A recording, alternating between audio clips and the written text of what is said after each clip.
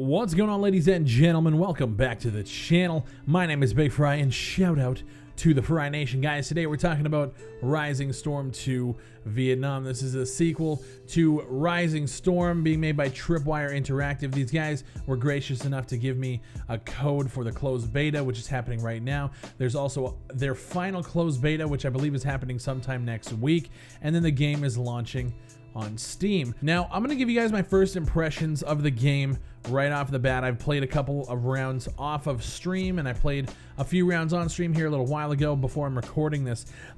So first off, we're going to talk about the graphics. For a game that's actually being made on Unreal Engine 3, which, as you guys know, is like a last generation engine, the game is fucking gorgeous. Some people said that it looked last gen when I was streaming it, and like I gotta agree, it does look last generation, but that's not always a bad thing when it comes to games like this. Rising Storm 1 wasn't the best looking game of all time. You know, you have shooters like Day of Infamy and Insurgency and Counter-Strike. When it comes to PC games, it always feels like the gameplay is always first when it comes to it, and you know, Rising Storm 2 is just another one of those games. I still think the game looks fucking gorgeous. The sound design. Now, I don't know what map we were playing on, so I apologize if some of the stuff that, like, I'm still pretty new to this Vietnam environment and learning all the ins and outs of this game. So this is the first impressions, but we were playing this map where the US had to attack up this huge hill, and there's a bunch of trenches and rocks, and we're just getting suppressed upon. I was laying down, and I watched a teammate run by me, and he got fucking shot right in the face. And he dropped, and you could hear the soldier gurgling and crying out. He was, guys, get out! And it was fucking crazy. I'm getting suppressed. Gunfire and grenades and napalm strikes are dropping, and all I'm focusing on is the fact that this dude is like literally crying out for his life. The immersion here, when it comes to sound design, as well as the visual effects when you're talking about the suppressive fire, and how if you're being suppressed, everything around you kind of blurs out, and the only thing that you can focus on is directly in front of you, and your weapon is in focus. Everything else is blurred. It's very immersive. And so I guess that's why it adds to, like, when we were talking about graphics, it's obviously not the best looking game ever, but when you blend all these different visual cues on what's going on and combine that with sound design that is fucking great, I think it just adds to the overall experience when you're talking about, like, just looking around and realizing, like, you're fucking you're hopeless at this point. At least in that map. I played another map. It was like an urban environment, and it was chaos. I hear people calling over the microphone, and that's another thing that I want to talk about.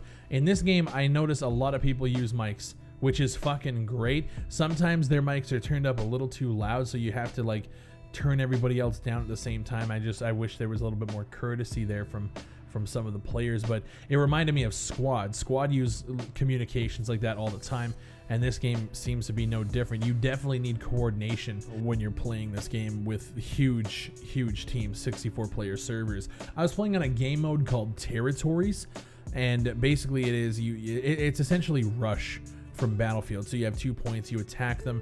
If you can take them both, it moves on to 2 more points and 2 more points, and so on and so forth. We got our fucking asses kicked in the game that I played on stream.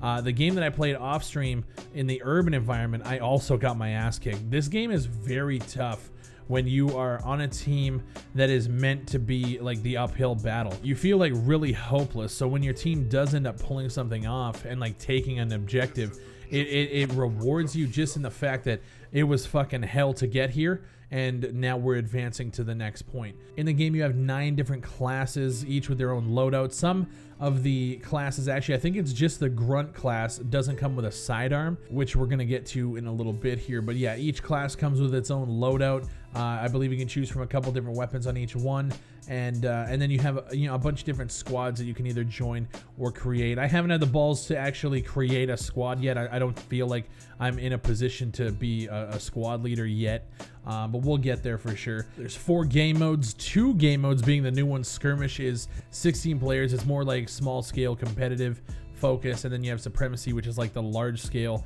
like helicopter strafing. If you guys watch Blue Drake, I remember he did a video a long time ago talking about the helicopter and how it's not like some stationary thing. It's actually like you can fly the fucking thing. It's fucking crazy what these guys have been able to do to upgrade from the first one. I do love the Vietnam setting. I'm still trying to get used to the maps as I'm playing them. It's very tough when you're constantly getting suppressed. It's definitely chaotic, but it's fun. Once the game launches on Steam, we are going to be doing a more in-depth look at this game. We're going to cover all the game modes in depth. We're going to look at all the different maps. I believe they're touting 30 different weapons. I want to look at all that stuff. This is just a first impressions, basically what I'm seeing so far shaping up to the launch of the game.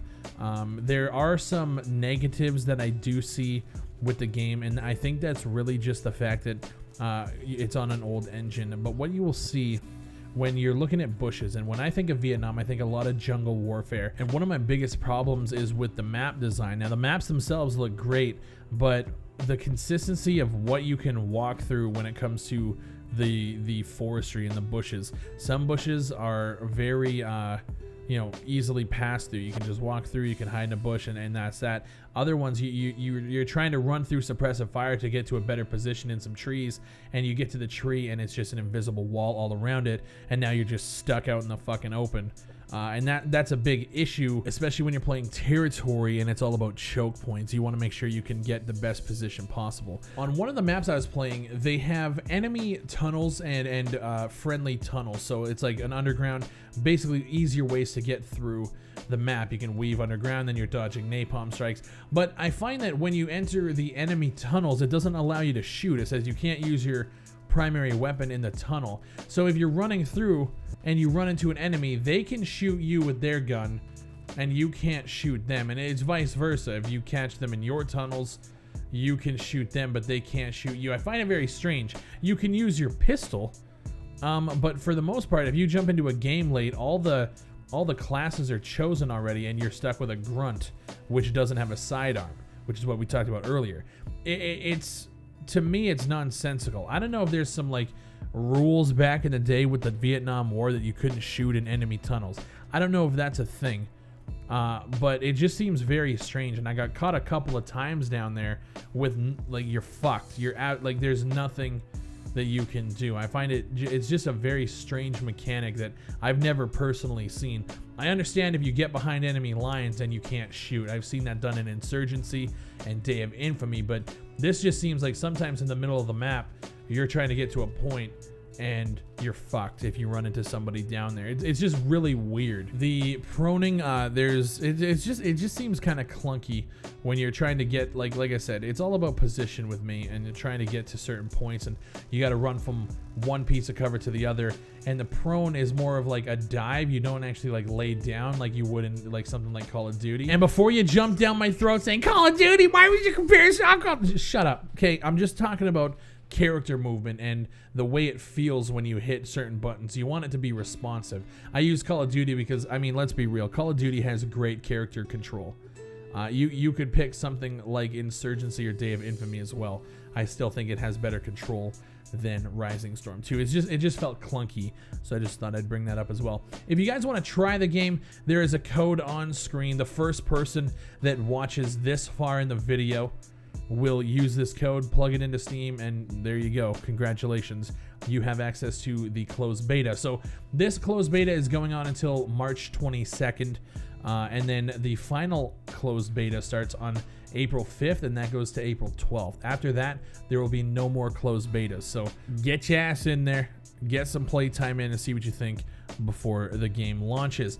My name is Big Fry. Shout out to the Fry Nation. If you guys have played Rising Storm 2 Vietnam, I want to know what you guys think. Use the keyword Vietnam in your comments. That lets me know you guys made it to the end of the video. Hashtag that shit. Shout out to everybody who supports me on Patreon, all the Twitch subscribers, and if you guys are taking a moment out of your day to watch this video, I appreciate it. Shout out to the Fry Nation, and I'll see you on the next one.